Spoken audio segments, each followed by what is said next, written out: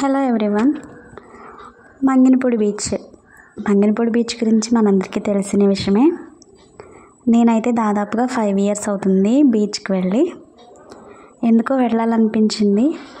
మొన్న సంక్రాంతికి అయితే వెళ్ళానన్నమాట. ఈ బీచ్ వాతావరణం చాలా బాగుంది. ఎందుకంటే అంత క్రితం ఇలా లేదు. చక్కగా చెట్లు పెంచుతున్నారు. అంతా డెవలప్ అయిపోయింది.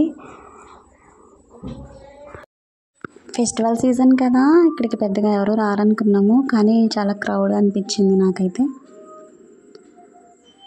ఎటు చూసిన జనం అయితే కనబడుతున్నారు. చాలా సందడిగా ఉంది. కానీ నాకు ఈ బీచ్ చూసినప్పుడు ఒక్కటి మాత్రం బాగా అర్థమైంది. ఎందుకో నాకు ఈ బీచ్ కొంచెం ముందుకెళ్ళిపోయినట్టు అనిపించింది. మరి నా కళ్ళు తేడానో, అంత క్రితం నేను చూడడం తప్పో నాకైతే తెలియదు. మీలో ఎవరికైనా అనిపిస్తే మాత్రం కింద కామెంట్ చేయడం మాత్రం మర్చిపోకండి. నేనైతే బీచ్లో దిగి స్నానం చేయలేదు. మా వాళ్ళు మాత్రం భలే ఆడుకున్నారు.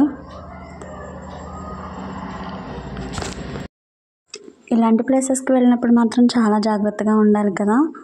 ఎవరి జాగ్రత్తలో వాళ్ళు ఉంటే చాలా బాగుంటుంది. ఎందుకంటే చాలా చూస్తున్నాం, వింటున్నాం. నేనైతే అలలతో ఆడుకుంటూ అలా ఒడ్డునైతే ఉన్నాను. నాకు దిగాలనిపించలేదు, కానీ కొంతమంది అయితే లోపలికల్లా వెళ్ళిపోతున్నారు. సెక్యూరిటీ ఎంత వద్దు వెళ్ళొద్దు అన్నా సరే మళ్ళీ లోపలికి వెళ్ళి ఆడుకుంటున్నారు.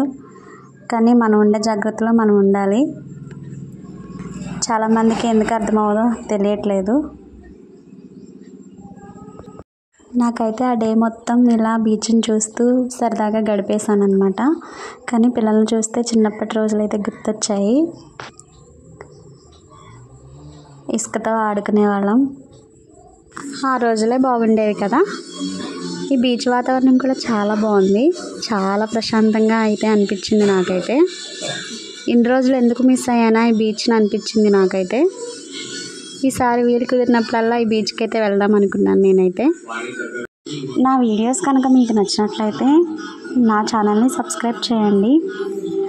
మీరు సబ్స్క్రైబ్ చేసి లైక్ చేసినట్లయితే నా వీడియోస్ బాగున్నాయి అని నేనైతే అనుకుంటాను.